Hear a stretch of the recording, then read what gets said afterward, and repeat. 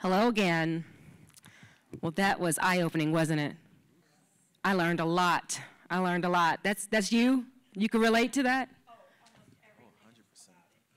How about it? How about it? Well, listen, we are just going to take a few moments while our panelists continue to get seated, and we're going to jump straight into a 30-minute panel discussion. And let's continue the conversation and localize it. Let's talk about how that process works right here in Georgia. Before I begin, let me introduce our panel here today, and I'll give you a little brief background on them. We have with us Ann Dover. Ann is the Cherokee County Director of Elections and Voter Registration. She has served voters there for just over 16 years, first as County Outreach Coordinator and for the last 3 years as Director. Her office recently received the Georgia Secretary of State's inaugural 2023 Foundation Builders Award, reflecting the quality of work done by Ann and her staff. We have Sarah Tyndall Gazelle. Sarah serves on the Georgia State Election Board and is based in Fulton County. She is an attorney and policy director in the Georgia House of Representatives Office of the Minority Leader. She was senior advisor to the Coordinated Campaign for Democratic Senate Victories in 2021 and was the Democratic nominee for Georgia State House District 45 in 2020. Sarah was also the first year-round full-time voter protection director for the Georgia Democratic Party. Before that, Sarah worked for more than a decade for former President Jimmy Carter at the Carter Center, promoting free and fair elections around the world. Tom Mahoney III. Tom began his second 4-year term as chairman of the Chowning County Board of Elections in 2019, selected by a bipartisan board from multiple applications. He is an attorney based here in Savannah, practicing at his firm, Mahoney & Cole. Tom also serves as associate for the City of Thunderbolt Municipal Court, Special Assistant Attorney General to the Georgia Ports Authority, and the Georgia Department of Transportation, and is General Counsel for Benedictine Military School, and perhaps best of all, for the Savannah St. Patrick's Day Parade Committee. Tom practices in various federal courts as well as state courts in Georgia and South Carolina. We have also Evan Marlborough, founder of the Georgia Youth Poll Worker Project. Smyrna native Evan is a 2020 graduate of Georgia State University with a degree in public policy. He was inducted in GSU's 40 Under 40 class last year. While at school, Evan led civic engagement programming on campus and founded the Georgia Youth Poll Worker Project, recruiting 1,000 poll workers for the 2020 general election and 2021 runoff.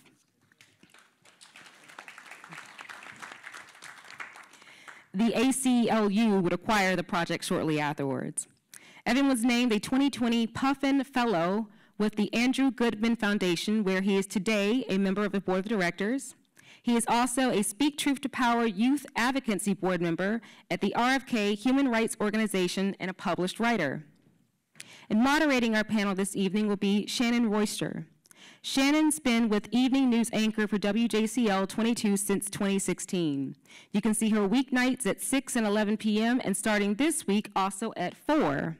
She's been a news anchor in Charlotte and Nashville and previously anchored in Savannah and another station.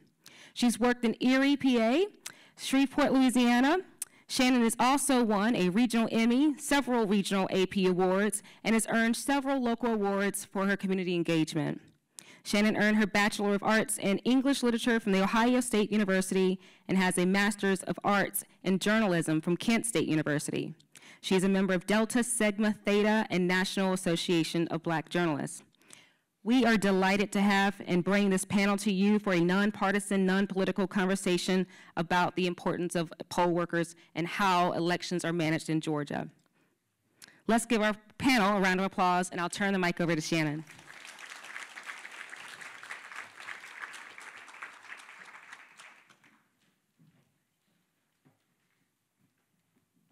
Good evening, everyone. Let me just start by saying hello, of course. I have a newfound respect after seeing this documentary. I already respected the jobs of election officials, but after seeing that with all the different moving parts and the stress and anxiety and the last-minute checks, and I mean, it's just amazing to see the job that they all do, and they are all to be commended. So I'm so very happy, yes, to be here, to be a part of this discussion this evening, to further this discussion. I know you all have probably, many of you have been to work today and came straight here. We thank you so very much for taking the time to be here with us for this discussion. So we will get this going to get you all home and get yourself some dinner. All right, let's begin with Ann this evening. Your office was just honored for the quality of its work, so we want to say congratulations to you for that. How can we help the public to better understand the election process and appreciate just how much work goes into holding successful elections? We saw this documentary, but of course, many voters, of course, have not seen this and will not see this. So how can we help voters better understand this process? I feel like the main way that we need assistance is the misinformation that is being spread is very detrimental to us and to what we're doing. So if you can help us by encouraging people to contact their elections officials if they have questions, if they have concerns, and not listen to everything that they're hearing on Rumble videos and social media. This is the second time I have seen this film, and unfortunately, we see the same behavior now and probably even worse than you see on that video. It's hard. It's very hard, and I don't know that I have an answer of how to help people understand that we are real people. We're moms, we're dads, we're grandparents. We go to work to earn a paycheck to buy groceries and pay our mortgages. We're not political people in there to steal elections. And I don't know that you're ever going to convince anybody of that. I used to like my job. I must say the only reason I do my job now is because I love the people I work with. And we're a family. So I don't know what you can do to help us. I really don't. Is there anyone else who would like to jump in on that question to respond?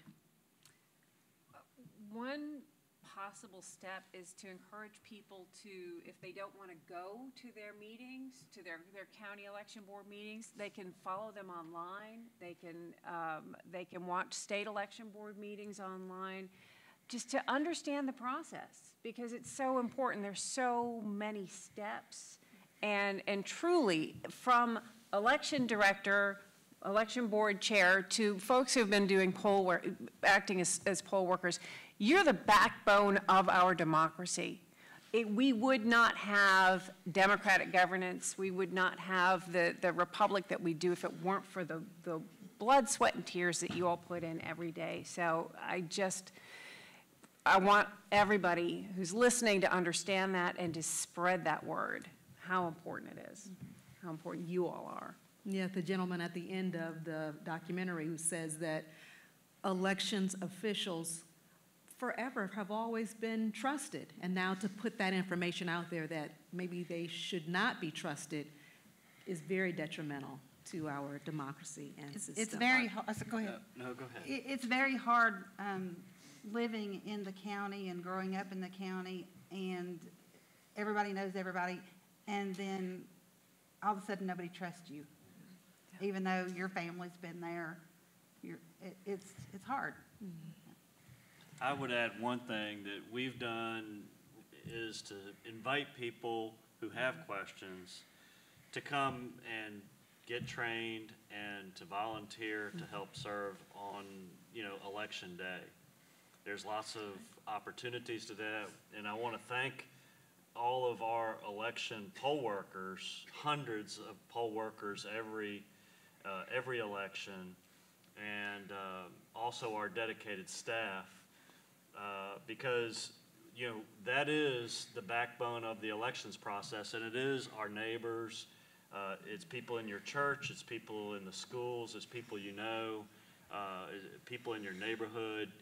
So, if you've got doubts and questions, it's a good idea to, come and see how the election process is done. If you can leave your politics aside at the door, come and join to be a poll worker. If you can't, get educated and be a poll watcher to represent a party in there and watch to make sure things are done well and done right. Those are all opportunities. Everything is done above the board. And we always offer that opportunity, and if you'll see any of our people with the Chatham County Board of Elections shirts on tonight, they've got these applications and instructions on how to become a poll worker. So please get out there and help us. Thank you so very much for that. This next question goes to Sarah. There are grassroots efforts underway throughout the state to change from electronic voting back to paper ballots and hand counting tallies. What's the Georgia's Board of Elections stand on this idea? So in this case, this is official board. It has come before the board. So everything else I say tonight, I'm saying on my own behalf, but the board has stated it is not in our purview. We do not have the legal authority to change that. That is a legislative decision. The legislature is the only body that can change that. Under Georgia law, there are two circumstances that a county superintendent, that is the board, or probate judge can make the determination, which is if it is impossible or impracticable, which is a word you have to practice to say correctly. And what that means is it is physically impossible to do. If you have a natural disaster, a hurricane, or a tornado that has come through and you have no power and it's flooded and the machines cannot be used, under those circumstances, you can use emergency paper ballots. But I will also say that the reason that so much confidence has been undermined by all this disinformation is because they don't trust the outcome of the machines. But there are so many overlapping layers of security in our system. What we saw here in this film was the same risk-limiting audit process that we conduct in Georgia. So the two most important steps that voters can take if they are concerned is you verify that ballot printout. You look and make sure that what that ballot says, those candidates on that ballot are the candidates you chose. And then there will be a sample of them hand counted. We cannot hand count all of the ballots. There was a county in Arizona that tried, and they said, no, there's no way we can do it. It would take literally years for 7 people to count all of the ballots because there's so many races. If you see a demonstration of a hand tabulation, that is not the real world. They've tried it, it doesn't work. That's why we audit. And every county has to audit at least one race. If there is time before certification, it has to happen before certification, a county can choose to audit any number of races. They can choose to hand count each ballot to verify the machine count. But it's the machine count that has to be the official count, because that's going to be the most accurate one. And if you want to change, go to the legislature. That's the only body that has the authority in Georgia to make that decision. Thank you. Tom, in recent elections, poll workers' integrity has been challenged, and some poll workers have successfully pushed back. Can you describe the checks and balances that are in place for ensuring integrity, and also talk a little bit about who our poll workers actually are? Well, like I said before, the poll workers are our neighbors and friends, so they're everybody in our community, and that's important, I think. They're really, there is pay for the position, but I view it more as a volunteer, a labor of love, to get in there and on election day, a 14-hour day, to get in there and do it so that everybody has the ability to get out and vote. That's why our poll workers do it. There's training that goes on, and prior to every election, there's training that is mandatory and completed, so they know what they're doing.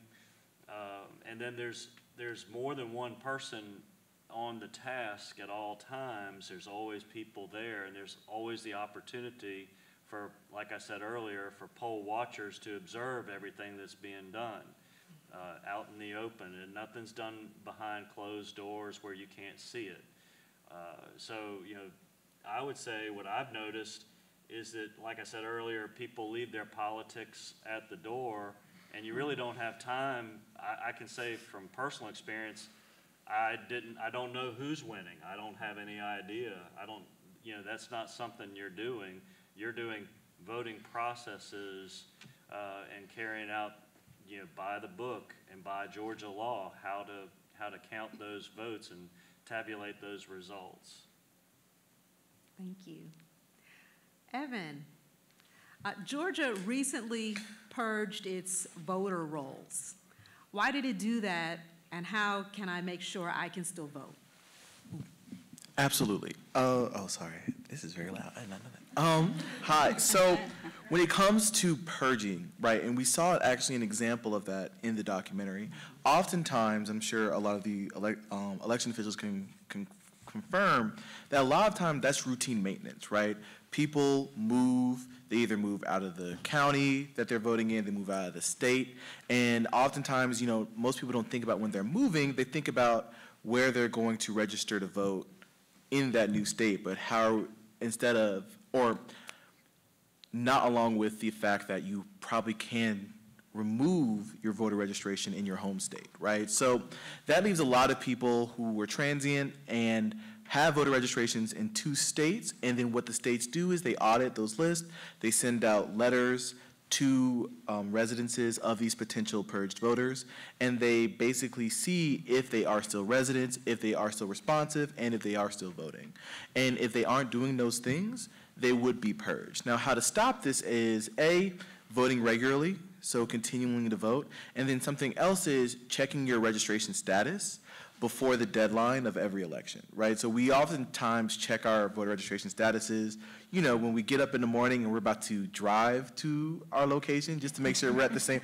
Look, I do it too. Look, I was surprised when mine changed last year. So, but we really need to make sure that you're checking it regularly, right? Because mistakes can happen, right? Human error is a thing, right? And oftentimes we find out about those errors when it's too late. So I would just say, in order to avoid that continuously, check your voter registration status, check where you are voting, make sure that you continue to vote if you want to, as well as making sure that you know who your election officials are, right? Because those are going to be the people that are going to be able to troubleshoot and fix whatever issues come about. Dot your I's, cross your T's. Absolutely. All right, Sarah. Voters are currently suing the state about the enacted legislative maps.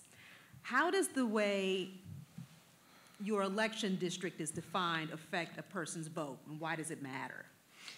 So, in fact, this is so timely. I think the closing arguments were today. So the trial, it's a bench trial. In other words, the trial is before a judge, and the allegations are that the recent redistricting effort violated the Voting Rights Act. And in the previous Supreme Court, the most recent docket had a case that confirmed that the Voting Rights Act is still in play, it's still valid, and it's being enforced. And so there are states all across the country that are having to redraw their maps.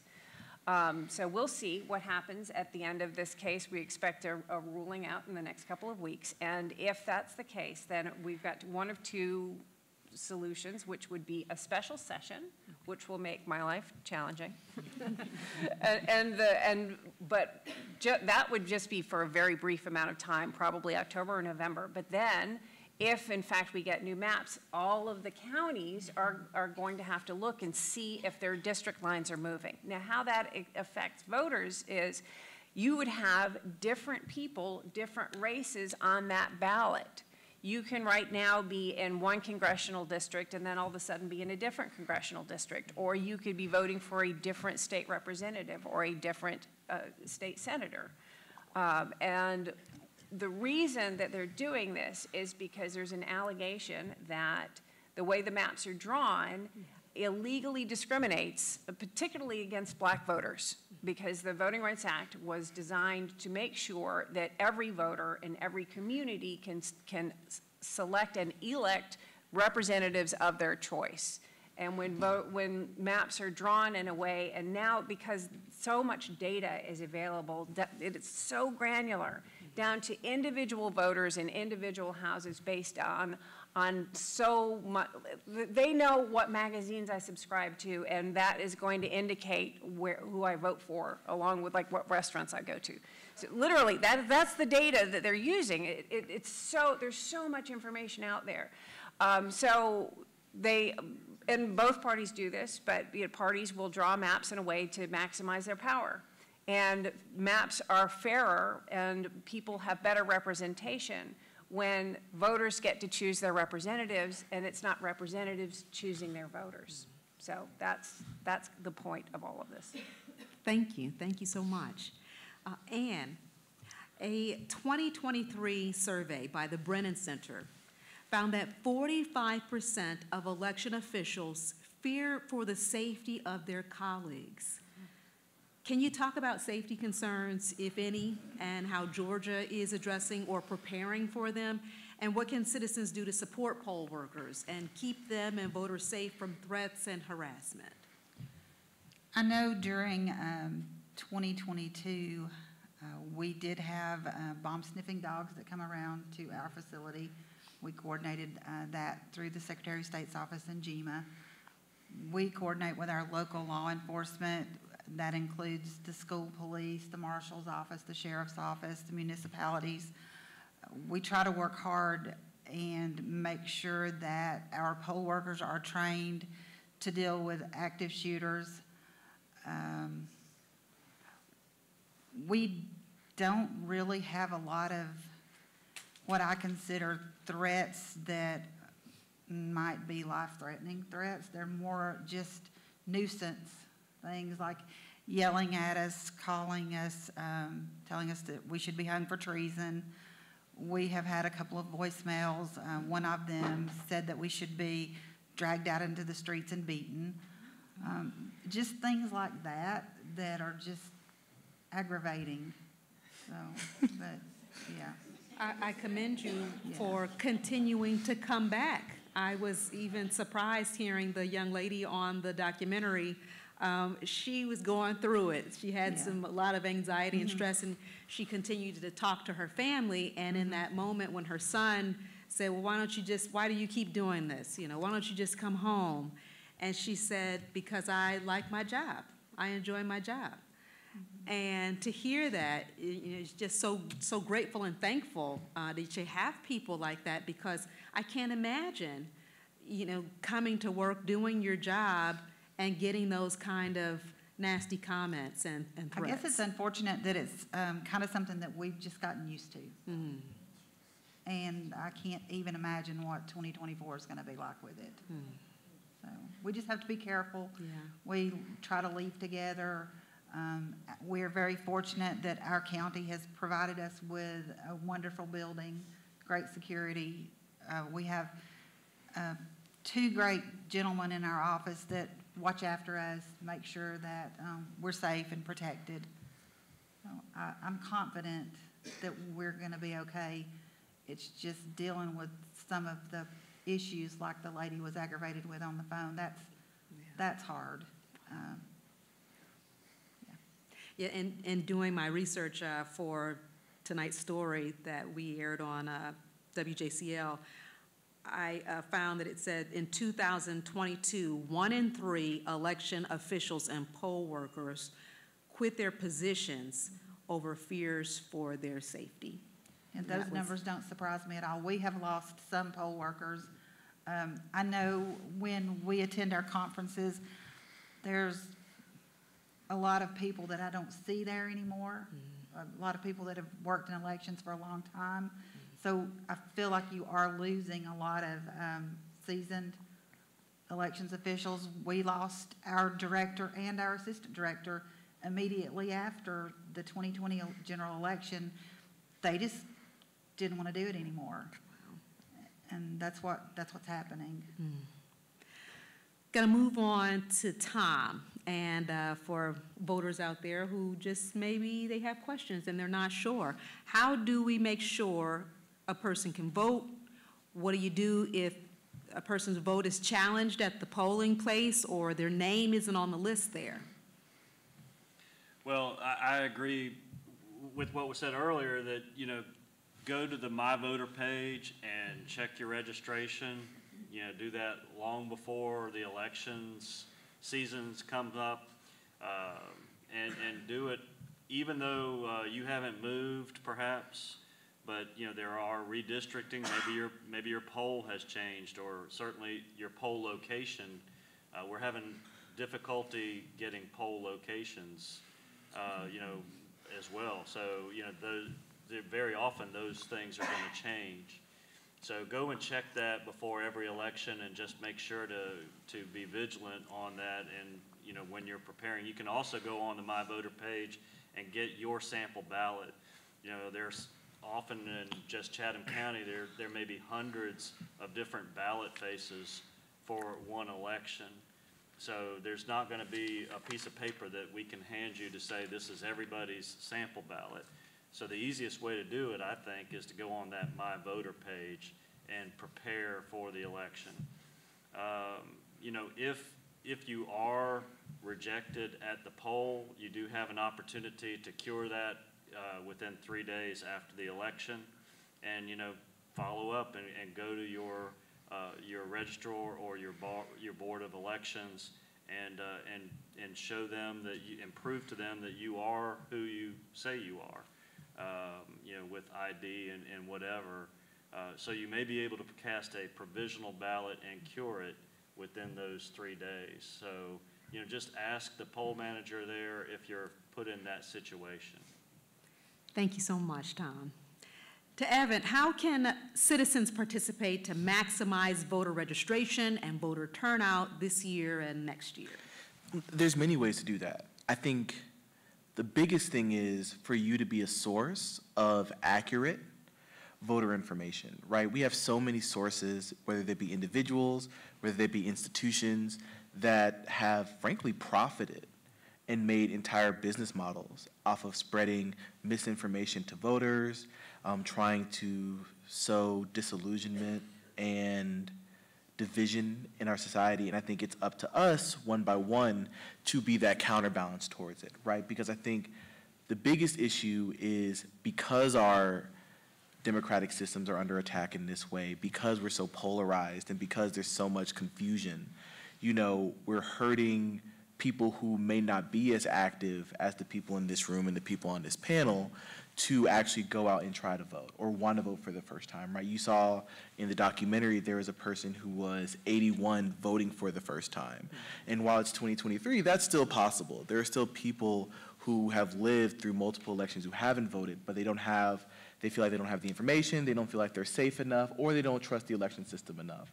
So I would say the biggest thing of getting people involved is, you know, with the people you trust, sharing accurate and adequate voter information in ways that they can get accurate voter information so that they can spread it as well. Because that's how you really make change. It's a person-by-person effort. And what was the second part of your question? Just wanted to make sure. And how can we maximize voter turnout? Oh, maximize voter turnout. Volunteering, right? Canvassing. I have to consult with the attorneys on the panel because I don't know what the law is now about driving people to the polls because I don't know. Is it we can still do it? Yeah, okay, good. Look, gotta make sure. But yeah, you know, there's different programs that allow people to drive to the polls, right? There was a recent ruling in the SB 202 case about line warming, right? There were provisions removed on the line warming, and that new information is going to be coming out. It's coming out now, coming out soon, but helping people in lines, right? They joked about Georgia's lines being so long in the documentary, and unfortunately, that probably will continue in some counties, right? So going to people and making sure that they are able to stay in the line, and then just providing resources, right? So that could be driving, that could be information, and that could be food and drink at the line. This next one is for Evan and Tom, or Evan or Tom. Is there an upside to all of the scrutiny election offices and poll workers have received over the past few years? That's a tough one, right? Well, I definitely have a take on it. You know, there's a lot of angst and focus on the divisions and how we're polarized. And but really, I think one thing that strikes me about Election Day every time, it's one of my favorite days because everybody comes out and votes. And what it is it's a celebration. You know, we might vote differently, but we participate in that system. And that's really a defining thing of what makes us Americans and what makes our country great. We all participate in that system. And I think we've got to keep focus on that, and you saw it in this film tonight, the passion that people have. I mean, and we see it, you know, where their registration information is mixed up. They're not sure that their ballot is going to count. You know, but think about the passion they have and how much every voter is interested and wants to make sure that their vote is counted. And so that's the glue that keeps us together. And we've got to focus as a country and as a people more on what unifies us and less about what divides us. I love that. This question is for everyone. 1 minute each. Last thoughts. What should citizens of Georgia know about our Board of Elections and voting process? And what should Georgians do to prepare for the upcoming election? I'll start with Ann. To prepare for the upcoming election, I think I'll sort of take that part of that question. They need to know their candidates. They need to go to the My Voter page, look at their sample ballots. They need to make sure they know where their polling locations are. That's basically be prepared and know when early voting starts. If they want to request a ballot by mail, know those deadlines. Know your elections officials. Give us a call. Look on our website. There's lots of good information out there. Final thoughts, Tom. Be kind and respectful to the neighbors and friends in the community that are volunteering their time to make sure that you've got the opportunity to cast your vote on Election Day and in early voting. Final thoughts, Sarah? I've got two because everybody's so great that there's not much left. But to echo what Evan said, become a trusted source of information for your neighbors and your friends in your community. Direct them to official sources of information. And number two, sign up to be a poll worker, please. I mean, we have lost so many. There are so many who are just not going to be willing to do this again. It doesn't work without poll workers, and it's a great way to understand the process, to get to see behind the curtain, and to see all your neighbors on the same day. I mean, it's great. And I would say, because you guys had all great points, I would say is knowing and working in the actual system, both before and after the election, right? We spend so much time focusing on election periods, election races, and election days, but the business of government goes on before Election Day and it's going to go on after, right? So I think the biggest part about being an active voter is also being an active constituent, an active citizen, right? So I think, you know, part of it is, yes, we need to vote on Election Day, but we also need to be in our state election board meetings. We also need to be in our county election board meetings and our city council meetings, right? And we really need to make sure that we are active citizens and that we know what's going on in our systems, not just when we're voting for them, just so that we can let the people who are elected know that we are there and that we are able to work with them. And just to reiterate one more time, if someone is watching and they want to become a poll worker, what should they do? So I know the counties have their own individual poll worker process, but then the Secretary of State's office has one large poll worker recruitment link that they often get those lists and break them down and send them to the counties, right? So if you can go to your county, if you can't find a way in your county, you can then go to the Secretary of State's office, and if that doesn't work, every county has a phone number, right? You could probably just call someone and they'll give you, I'm sure they'll be very, very happy to redirect you to the right place. Thank you all so very much. Thank you. Thank you all.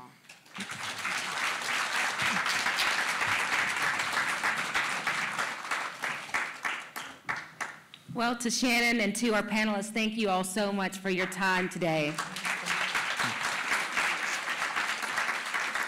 I think we all really learned a lot, and I think we are charged with doing more to make sure that we can protect the democracy and protect our right to vote every time we go to the polls. To our audience, thank you so much for coming this evening. This is not the last program we'll have. The League will be sponsoring forums for municipal candidates in key November races around Georgia in the coming weeks. Here in Savannah, we'll be partnering again with Shannon and WJCL on candidate forums. We've got flyers outside with information about confirmed events in the lobby. You can take those as you leave. You can go to our website for more information on other ways that you can participate locally, perhaps becoming a volunteer with the League or a member of the League. For information about becoming a poll worker in Chatham County, you can go to the Board of Elections website. I want to thank you all again for coming this evening. And on behalf of the League of Women Voters of Coastal Georgia, I thank you all for being engaged and active voters. Thank you.